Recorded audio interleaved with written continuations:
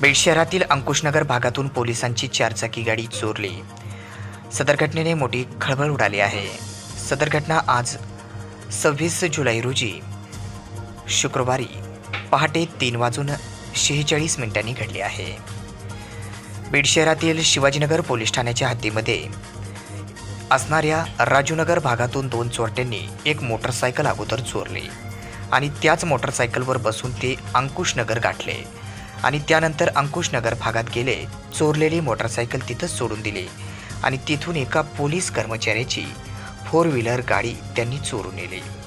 ही घटना आज पहाटे 3:46 घडली आहे।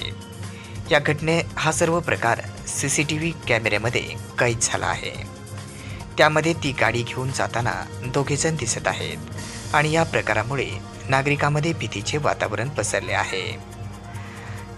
हा सर्व प्रकार CCTV कॅमेऱ्यामध्ये कैद झाला आहे।